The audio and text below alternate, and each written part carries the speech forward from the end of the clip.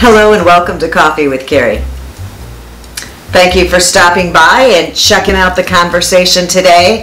Today it's dating advice, and this is for all of you women who feel that you would like to be able to and need some helpful tips or advice on how to attract an alpha male.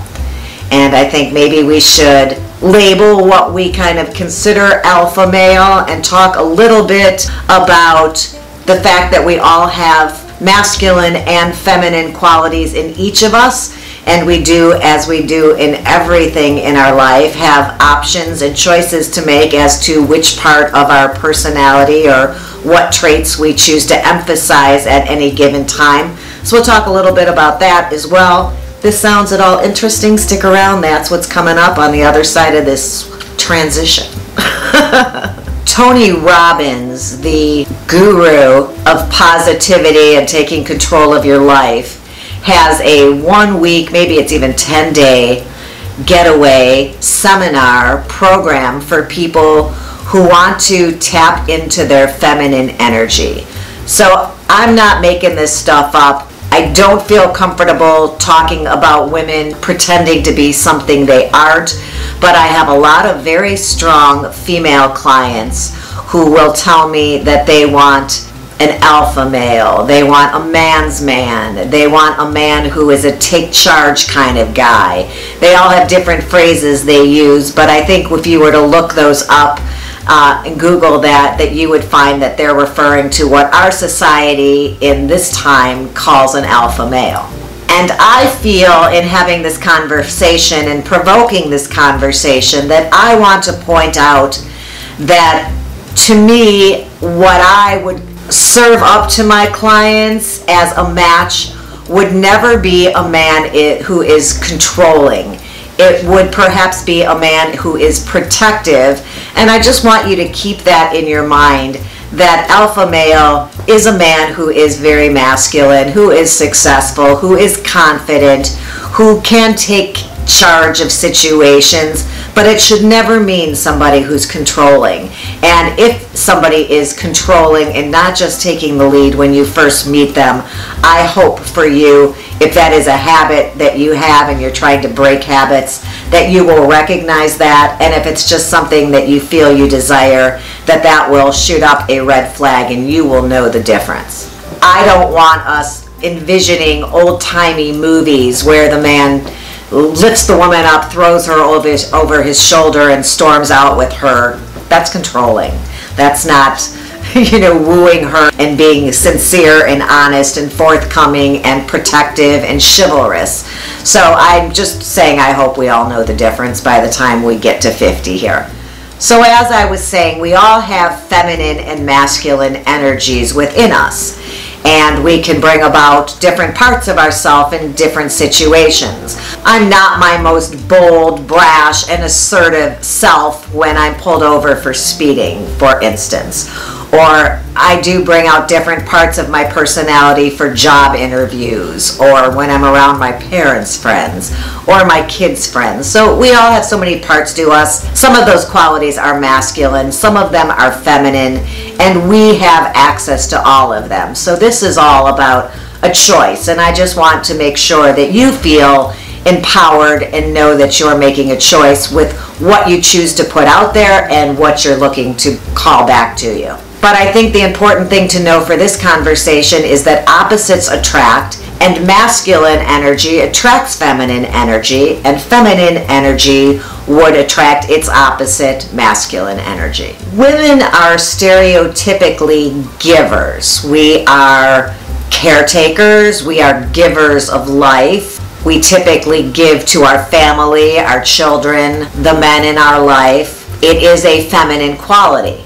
And that's all fantastic and very natural to us, but the caveat here would be that if you are looking to attract the opposite, you want a man who is going to give and take care and handle situations and have that powerful masculine energy, you would need to, in theory, focus on being a receiver. So many women say they want someone to step in and take charge in situations at the end of the day. Clients constantly telling me, I'm the boss at work. I'm constantly directing other people, taking the initiative, controlling situations, delegating responsibilities. At the end of the day, I would like somebody strong who can take over and navigate our life for the two of us when I'm worn out from doing it all day long. And I say to them, do you know how to turn that off so that you can be a receiver of that energy, as opposed to getting into that conflict of two people trying to control situations and make decisions and steer the ship. And because these women are so successful, their natural tendency, their natural gear is take charge. So I think the most important thing to do is just be cognizant of the fact that if you are an alpha woman and you want somebody to steer the ship, you've got to hand over the wheel sometimes.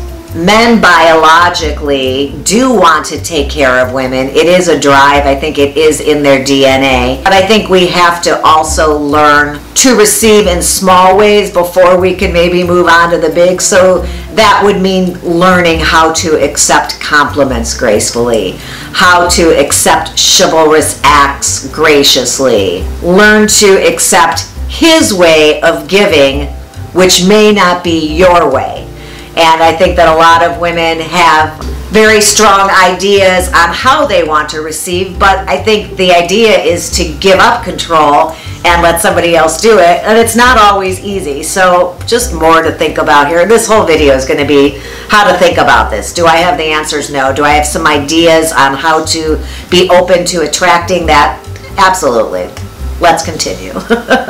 So beyond those, my next point would be that sometimes it's easy to get in touch with receiving through your senses. Let's start with smell. That would be thinking about and being aware of pheromones, which are a very strong and powerful means of attraction. It's the chemistry of attraction. And the way you can use that to your advantage would be thoughtful when choosing a fragrance, not too much. Make it feminine, something musky, something a little sweet. Do some research, but using the sense of smell, his sense of smell and your own, to choose something that would be attractive. Next sense would be, I was going to say touch. The way to get in touch with your sense of touch is your physicality. Not just touching his arm if he says something funny or allowing him to hold your hand, but actually dancing is a sensual way to be in touch with your physicality and touch, slow dancing in particular. Doing something active together where you use your body is also another way to include touch, whether that's something athletic or physical. Set up dates for rock climbing, for hiking, for cycling. People have taken a workout class together if they're both into that, a yoga class. So somehow incorporating your physicality into the dating scenario is a way to bring touch into it. Next up, we would think about hearing. Music and your voice are two ways to explore that part. I'm not going to go too deeply into sight. I think maybe that comes into play with how you choose to present yourself on a date with an alpha male, trying to bring feminine aspects of yourself and your personality to your wardrobe, and then of course to the date. The last sense, when it comes to taste, I think it's an interesting dichotomy here. I think enjoying food with someone is a way to share in that sense and be able to receive from someone, allowing them to buy you a meal and enjoying it. And what I want to say here, what men always tell me, is that they don't like when women pick at their food, eat like birds, pretend like they don't have an appetite. Guys will say, she said she hadn't even eaten lunch that day and she refused to order anything. I said, do you want to share some appetizers? And she said, no, I'm fine. Be true to yourself. If you're hungry, eat with gusto, but enjoy the food. And that is very appealing to men, to be able to provide food for a woman and see her enjoy it. So don't put on an act that you're not hungry if you are. Some of those very same women who will have that conversation with me about wanting a take charge, confident, assertive man are also the same women who are very strong with their opinions. Nothing wrong with an assertive woman. We have to know how to stand up for ourselves. I only want to say that there's no reason to be right on a date or when getting to know somebody. There's no reason to be argumentative or make sure your point is agreed upon. Your perspective is, share your perspective, share your opinions, certainly. But understand that everybody doesn't always agree with you. Your way isn't the only way. Be open to hearing who this person is, truly getting to know him and his ideas. I think that will serve you well in a feminine energy sort of way, rather than being argumentative or having to win. It's not worth winning if you lose what you're trying to get. In all honesty, I'm so about empowerment of women, and I hope I've made it clear that I am not asking you to forego or let go of any of your power as a woman.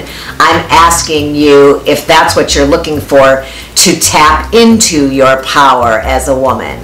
And that does not mean being overtly feminine or not yourself, or being weaker or less smart or less honest. And I hope that some of these things to think about will allow you to tap into that energy a little bit more easily. I hope you found this helpful. If you did, give the video a thumbs up. And while you're there, you might hit the subscribe button. That would be great. We could hang out again sometime. I would like that. Appreciate you being here, and I will look forward to next time. Until then, thanks again, and have a good one.